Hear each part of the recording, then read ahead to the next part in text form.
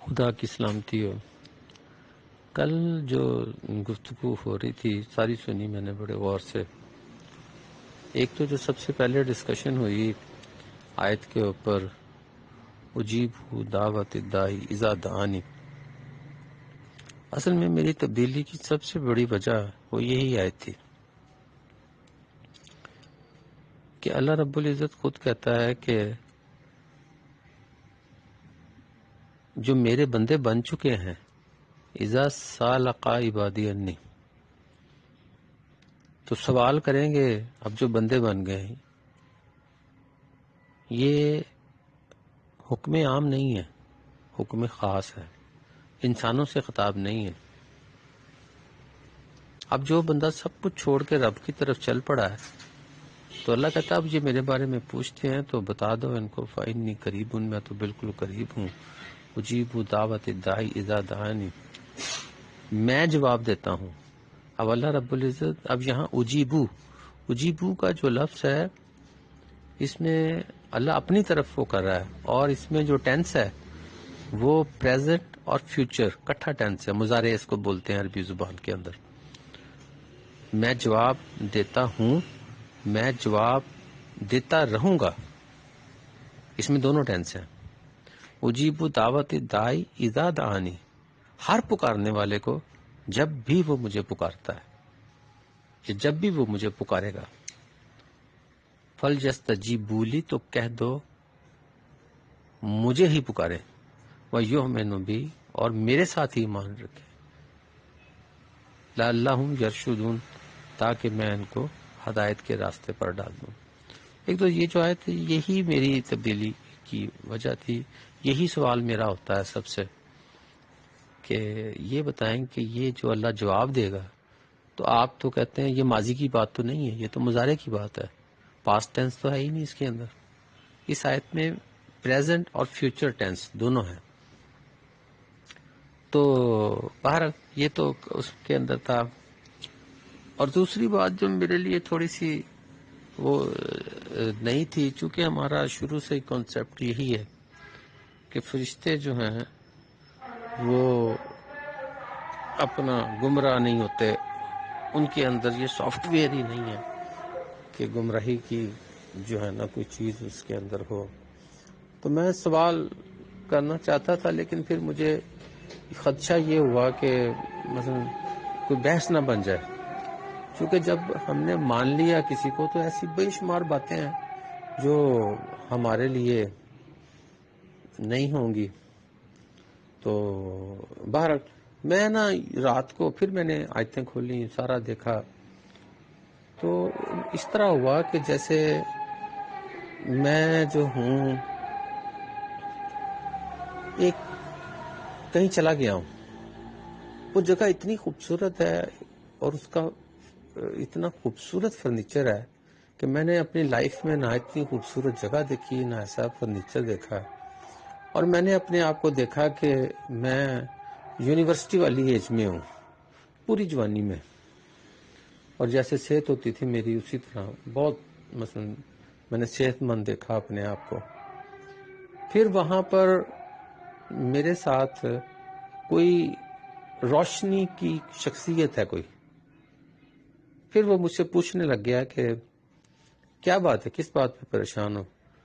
کہ میں نے کہا جی یہ فرشتوں والی بات ہے، کیونکہ میرے پاس اس کی کوئی وہ بات ہے نہیں۔ تو اس نے کہا کون سی آیتیں ہیں؟ میں نے آیتیں بتانی شروع کی، ایک ایک آیت کا نا پھر اس نے مجھے جواب دیا، اور سب سے بڑی بات جو اس نے کہا کہ تم فرشتوں کو چھوڑو، جو سب سے بڑا شیطان ابلیس ہے وہ بھی انہی میں سے تھا، فرشتوں میں سے۔ میں نے کہا یہ کیسے ہو سکتا ہے؟ پھر انہوں نے آیتیں بتانی شروع کی، انہوں نے کہا دیکھو جو اللہ نے خطاب کیا ہے جو قرآن میں تقریباً 5 جگہوں پہ ہے، تو وہاں پر جو بات ہے وہ للملائکتی، وقال للملائکتی، اور کہا ملائکہ سے۔ ان کا اللہ رب العزت نے ملائکہ کے علاوہ کسی بھی مخلوق کو یہ حکم ہی نہیں دیا کہ وہ آدم کو سجدہ کرے۔ تو پھر آگے اس کا جواب ملتا ہے فسجدوا، سب نے سجدہ کر لیا الا ابلیس، لیکن ان سب ملائکہ میں سے ایک نے نہیں کیا، اور اس کا نام ابلیس ہے۔ اچھا، پھر اس کے بعد میں نے کہا جی ابلیس تو جنوں میں سے تھا، اس کی بھی آیت ہے قرآن کے اندر، وَقَانَ مِنَ الْجِنِّ، وہ جنوں میں سے تھا۔ تو اور پھر وہ خود کہتا ہے کہ مجھے آگ سے تخلیق کیا گیا ہے، خلقتنی من النار۔ تو اس نے کہا کہ یہ اللہ رب العزت نے کہاں کہا پورے قرآن میں کہ جنات کو آگ سے تخلیق کیا گیا ہے؟ میں نے کہا جی جنات کو پھر اور کس چیز سے تخلیق کیا ہے؟ پھر اس نے آیتیں دی دو کہ جنات جو ہیں وہ تو آگ سے تخلیق ہی نہیں ہوا، اللہ خود کہہ رہا ہے کہ خلق الجان مارجن من النار، وہ تو آگ میں سے جو دھواں نکلتا ہے اس کی تخلیق ہے۔ تو یہ پروڈکٹس ہیں، ایک تو دھوئیں کی تخلیق ہے اور آگ کی تخلیق اللہ نے تو کہا ہی نہیں پورے قرآن کے اندر کہ یہ جو ہے اپنا جنات جو ہیں یہ آگ کی تخلیق ہے، یہ تو دھوئیں کی تخلیق ہے، مارجن من النار۔ تو اس نے کہا مارجن من النار، نار تو نہیں ہو سکتا۔ میں نے کہا جی کانا من الجنی جو ہے یہ مطلب جو وہ کہہ رہا ہے کہ وہ جنوں میں سے تھا، پھر اس نے یہ سورت القحف میں تھا، تو البقرہ کی پھر اس نے کہا کہ البقرہ کی آیت پڑھو، یہی واقعہ ہے سارا۔ تو وہاں پر لکھا ہے کہ سب نے سجدہ کر دیا، ایک نے نہیں کیا، ابلیس نے، وقانا من الکافرین۔ اور اس نے کہا کہ وہ تھا ہی کافر، اس کا یہ مطلب کرو گے تم؟